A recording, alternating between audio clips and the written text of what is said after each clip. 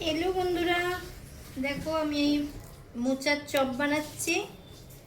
এতে আর কি মোচার আলু ভাপিয়ে নিয়ে মেখেছি, আর তার সঙ্গে রসুন বাটা দিয়েছি, আদা বাটা, কাঁচা লঙ্কা বাটা, আর শুকনো লঙ্কা জিরে শুকনো কলায় ভেজে গুঁড়িয়ে দিয়েছি।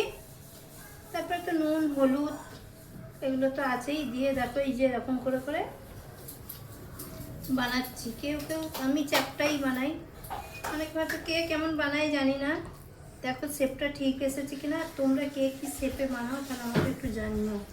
চলো এগুলো সবকটা আগে একবারে এরকম গড়ে নিই, তারপরে তেলে বেসন দিয়ে ভেজে নেব।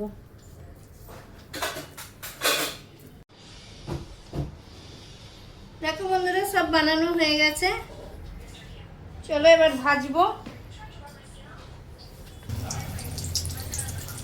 দেখো বেসন তো গোলাও হয়ে গেছে, দেখো ছেড়েও দিয়েছি, তেল গরম হয়ে গেছে, ছেড়েও দিয়েছি কিছুটা।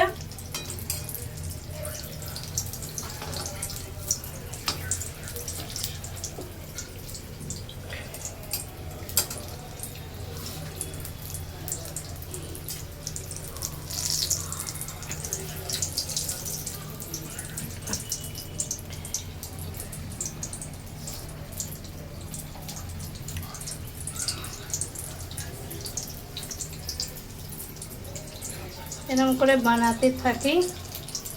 তোমরা কে কে মোচার চপ ভালোবাসো একটু কমেন্ট বক্সে জানিও তো। আমরা তো খুবই ভালোবাসি, তোমরা কে কে ভালোবাসো। আর এই শীতকালে এসব পকোড়া টকোড়া একদম জমে যাবে।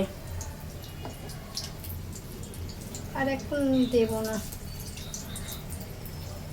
চলো ভাজতে থাকি, তারপরে পুরো ভাজা হয়ে গেলে আবার দেখাচ্ছি।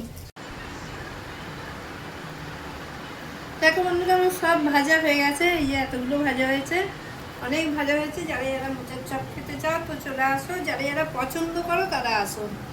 চলো সবাই খুব ভালো থেকো, সুস্থ থেকো, সবাইকে টাটা, বাই বাই।